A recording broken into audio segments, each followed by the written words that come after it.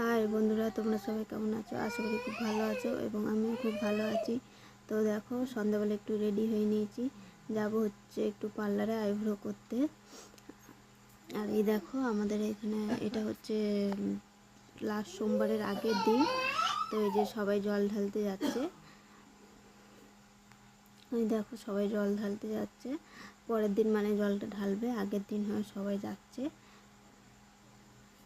আর এটা হচ্ছে আমাদের এখানকার এই বুড়ো শিবতলা, নবদ্বীপ বুড়ো শিবতলা। এই দেখো, একটুখানি ভিডিও নিয়েছিলাম, এইটুকুই তুলেছি।